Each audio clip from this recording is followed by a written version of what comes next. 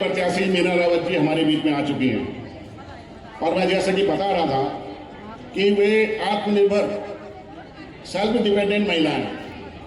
आपने जो हमारे विपक्ष में लड़ रही हैं, किसी का पति और किसी का भाई साथ चल रहा है, चुनाव जीतने के बाद भी इनकी कुर्सी उनके बगल में लगती है। ये हमने पिछली बार भी देखा है और इससे पहले भी देखा है कि उनके पति या भाई की कुर्सी लगती है उनके बगल पर, क्योंकि ये मैं आपको पूरी गारंटी के साथ कह सकता हूं।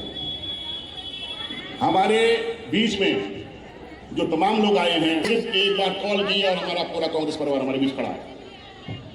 हमारे तमाम इतना ही हमारे लिए काफी है। बहुत सारे लोग अटकलें लगा रहे हैं कि फलाना आगे चल रहा है, फलानी आगे चल रही है, फलानी पीछे चल रही है। अगर ये दोनों पार्टियां टीम ए, टीम बी और टीम सी, टीम ए भाजपा हो गई, अपनी वोट खराब मत करना। तमाम प्रलोभन दिया जाएगा। निशान पर मोहर लगाकर भारी मतों से आपने मुझे विजयी बनाने का आशीर्वाद देना होगा ताकि मैं आपके सपनों को साकार कर सकूं। और अंत में दो लाइनें कहना चाहूंगी कि एक नूर है सबके अंदर, नर है चाहे नारी। एक नूर है सबके अंदर, नर है चाहे नारी। ब्राह्मण क्षत्रिय वैश्य हरिजन एक ही खलकत सारी। ब्राह्मण हम सब एक परमपिता परमात्मा की संतान हैं। मैं परमात्मा से प्रार्थना करूंगी कि आप सभी को तन मन धन से सुखी रखे, स्वस्थ रहे, मस्त रहे। धन्यवाद। मेरे प्यारे साथियों, मैंने कहा कि ये बहन विपरीत परिस्थिति में हिम्मत दिखाने का इस बहन ने काम किया। उस धन शक्ति के सामने हमारी इस बहन ने हिम्मत की। मैं इनकी हिम्मत को दाद देता हूँ। हजारों साल नरगिस अपनी बेनूरी पे रोती है, बड़ी मुश्किल से होता है चमन में दिलावर पैदा। बहुत कम लोग ऐसे होते हैं। ऐसे लोग देखे जो शरणागत हो गए, ऐसे लोग देखे कि जो नतमस्तक हो गए सत्ता के सामने और आगामी आकांक्षाओं के सामने की वो भी इन धनपशुओं के साथ खुद को धनपशु साबित कर सकें, वो शरणागत हो गए। लेकिन इस बहन ने इस अलग को जगाते हुए अपने रीढ़ की ताकत दिखाई और आज कांग्रेस के प्रत्याशी के रूप में हम सबके सामने खड़ी है। मेरे प्यारे भाइयों, आप सबसे पहले तो मैं माफी चाहूंगा कि मैं देर हो गया, क्योंकि एक कार्यक्रम और भी था और ये श्रीनगर की कांग्रेस कमेटी को मैंने बोला था कि ये समय मत लेना, आप शाम का लेना। पता नहीं इनके ध्यान से उतर गया, इन्होंने भी वही समय ले लिया जहां मेरा जो समय दूसरी जगह पहले से फिक्स था, तो मैं उनको भी मना नहीं कर सकता था। मैं आजकल लोग श्रीनगर मेडिकल कॉलेज की तमाम बातें कर रहे हैं। श्रीनगर मेडिकल कॉलेज के क्या हालात हो गए, श्रीनगर मेडिकल कॉलेज के हालात ये क्यों हुए, ये आप सब जानते हैं। जब अगर मकसद भ्रष्टाचार करना हो, जब अगर उस मेडिकल कॉलेज को अपने भ्रष्टाचार के लिए, अपने आर्थिक संसाधनों को जुटाने के लिए उस मेडिकल कॉलेज को जरिया बना दिया गया हो, तो उसके बाद उस मेडिकल कॉलेज में जनता के हितों का संरक्षण हो ही नहीं सकता। वो मेडिकल कॉलेज आज इस बात के लिए जाना जाता है कि वो धन सिंह रावत और यहाँ के विधायक और उत्तराखंड के स्वास्थ्य चिकित्सा मंत्री जी के हितों की साधना करता है और मरीजों का इलाज वहां नहीं होता, मरीजों को सीधा रेफर कर दिया जाता है। ये कैसे हुआ? ये इस रूप में हुआ कि जनता से गलती हुई है और मैं श्रीनगर की जनता के सामने करबद्ध प्रार्थना करना चाहता हूं कि कृपया इस बात को छोड़िए कि लोग चुनाव होने के बाद कहते हैं कि हमसे गलती हो गई। ये मौका होता है जब उन गलतियों को सुधारा जाए। आज से 5 साल पहले हमने आपके पास नगर पालिका के अध्यक्ष के रूप में यहीं पर इसी स्थान पर आपसे समर्थन मांगा था और आपने झोली भरकर हमें समर्थन दिया। मैंने उनसे भी कहा कि एक बार गलती हो गई है, लेकिन उस गलती को सुधारिए, वापस आइए और वापस आकर पिछली बार जिस प्रकार से सबने मिलाकर आपको जिताया था, अब की बार उसी प्रकार हम सब मिलकर इनको जिताने का काम करेंगे।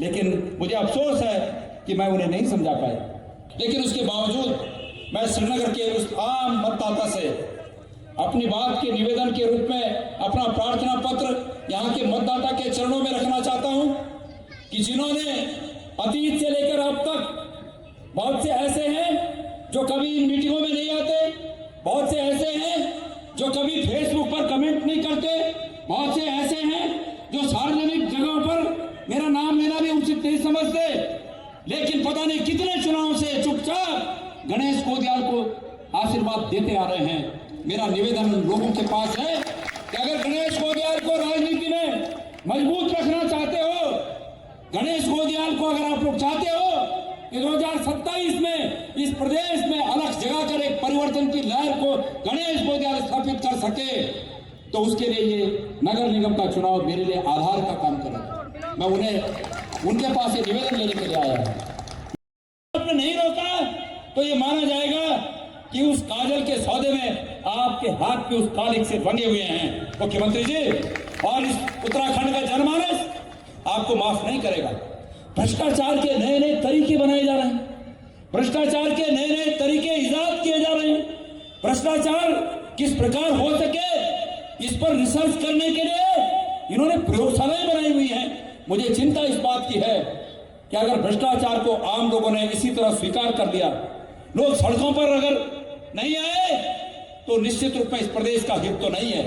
मेरे प्यारे भाइयों, मेरी माताओं, मेरी बहनों, हम कहते हैं कि हमारा प्रदेश 1 लाख करोड़ के कर्जे में है। आप ये समझिए, ये आसान बात नहीं है। ये मत सोचिए कि अगर 1 लाख करोड़ के कर्जे में सरकार है तो वो कर्ज को सरकार चुकाएगी, ऐसा नहीं है। वो कर्ज का भुगतान भी हमारे टैक्स के पैसों से उस कर्ज का भुगतान होता है।